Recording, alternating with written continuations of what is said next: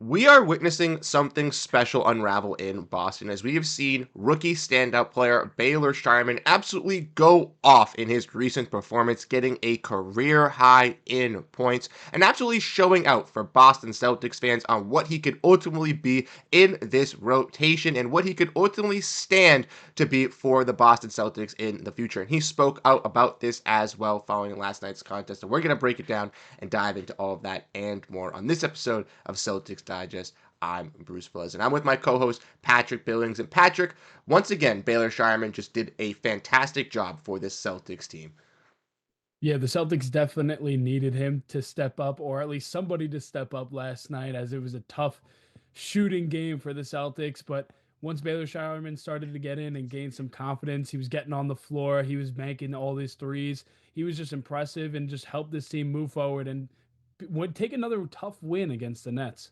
100%. So we're going to be diving in. We're going to be getting into all of this and more on this episode of Celtics Digest. If you guys enjoy the content, make sure to hit that subscribe button and let us know your thoughts down below in the comment section. But Patrick, without further ado, let's dive into it. Make sure to get that snack, as it's absolutely amazing to see Baylor Shireman perform like this. And we can look back at the clips, and we will be looking back at the clips throughout this, video performance. But we want to look at the stats that Baylor Shireman was able to put up for this Celtics team. We can see that he was able to absolutely unleash for this squad, as last night he put up 20 points on 6 for 7 from 3-point range, and a majority of these points came late in the fourth quarter as well. Patrick, you see Baylor Shireman saying when he hit that buzzer beater and the crowd was going crazy, that was a top 3 environment he's ever been a part of. That's what makes Boston so elite and the best sports town in the country, the best city in the country. Do you agree with Baylor Shireman here on this?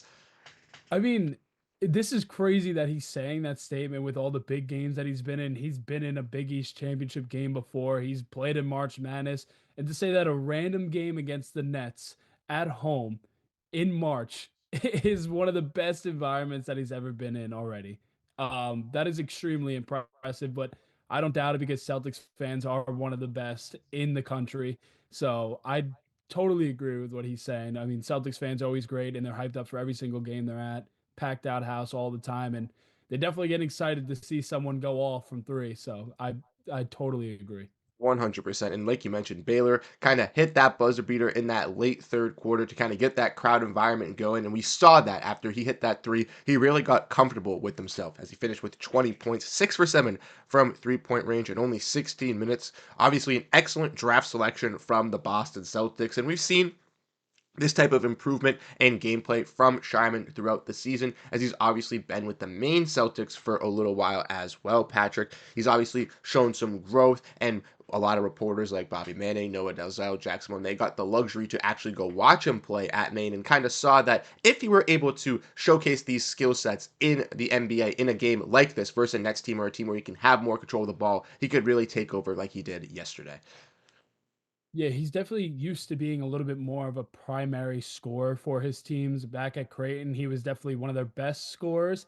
And he's just always been an elite scorer regardless. And he does have no trouble with being a ball handler as well. I think that's something that we will see him get more comfortable with and just be able to do a little bit more than like we're seeing with Sam Hauser, that he's able to kind of drive the lane instead of just taking threes all the time and just kind of getting kickouts and getting better looks. And Baylor Shireman's always had that in his game already. So I think that we're going to see a lot of that from him as well.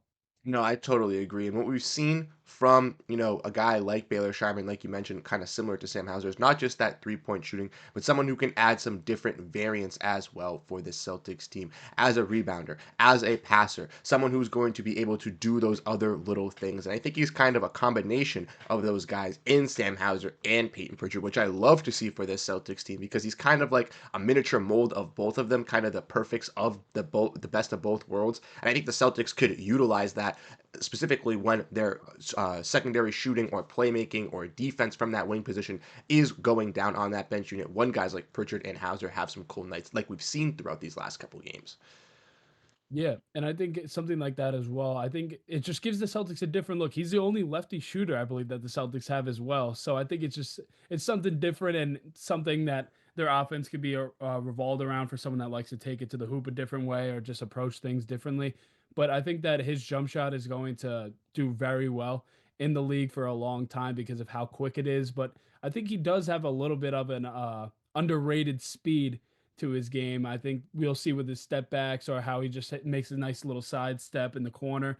But he has a lot of confidence because I do see him hit a lot of threes right in front of the other team's bench. I don't know if you realize that too. Oh, yes, and I believe it was last game that he had his career high when we kind of really talked about him just like a week ago or maybe 2 weeks ago when we talked about Baylor Sharman. He was giving the kiss of death to the other team's bench, if I'm not presuming exactly. So you love to see that little tauntiness, that cockiness kind of rising through Baylor Sharman. We know that kind of is ingrained in the Boston City as well with guys like Jayson Tatum and Jaylen Brown and stuff like that. So to see it rubbing off on those rookies while still like the excellence and the perfection that Joe Mazzulla still has runs off them as well is a great middle ground. And if we want to look at some more highlights, like I mentioned with Baylor Sharman, we can see these threes, boom, right there off the glass, did not count. Baylor Sharman gets it right back and does so to get that crowd uplifted. And that was like the turning point for Baylor Sharman here, as we see in the fourth quarter, another three off the little roll. That was the heat check from Baylor Sharman right there. Then we get to see Baylor Sharman hit another one right here coming out the corner on the elbow. Boom! And that was absolutely electric to see. Once again, Sharman kind of looking like he can, work off the ball, as a catch and shoot scorer. Also, at some points, like we said, could create his own shot and maybe could potentially get to that level. What do you see with Sharman really growing within this organization? I think that he's going to grow into a three-level scorer. I think right now that him just being a three-point specialist is okay, but I think that just comes with people starting to respect his three-point more because like we said, he only had 5 threes, I guess, before coming into this game. So now that he just had 6 and 1, I think people are going to start respecting his three a little bit more, and that's when you start changing your game. So people are going to overplay you at the three-point line, and he's going to use those pump fakes and those side steps to try and create a different shot and get to the hole. I mean, that's something that he's done his whole career, but I think it's just, fitting it with a certain system and knowing how you're going to get your minutes.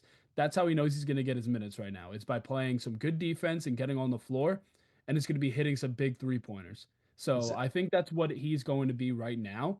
But I think as time goes on, especially like we talked about in our last video, I think at the end of the season that he's going to be playing a lot more and some guys are going to be getting some rest. And I think you're going to see that. You're going to see him get into the paint, take some floaters or take some pull-ups from the elbow. So I think that's what he will turn into, but right now his role is to just be a three-point shooter and be gritty on the defensive end.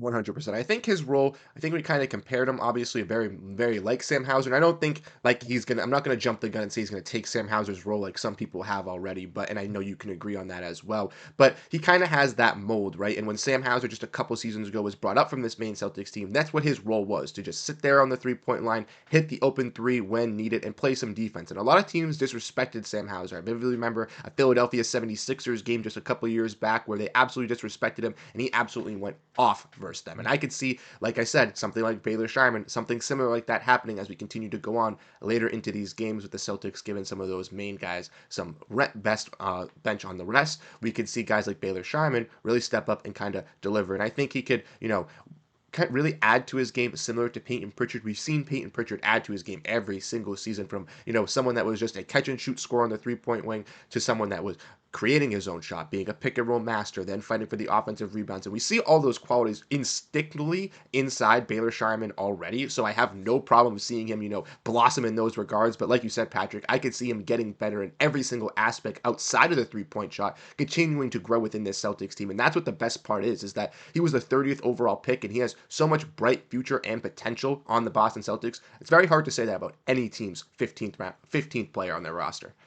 Yeah, I mean, I watched a lot of him in college. Like I said, I wanted him for the Celtics so bad. I knew that he was going to be a late first round guy, but a lot of these older guys coming out of college are really starting to flourish in the NBA, and a lot of people are realizing that they are just bona fide winners off the rip, and you know that they're going to play well. And this is what Baylor Shireman is. I mean, if he was on another team that had his an opportunity for him to get more minutes, he would be thriving. But I do think that what we talked about, what he's going to go and turn into. I've seen what he's done before. He's killed my Nova guys. Like he's killed us so many times. He's just an elite scorer. We just haven't seen it yet, but we're just getting it in flashes. It just little steps.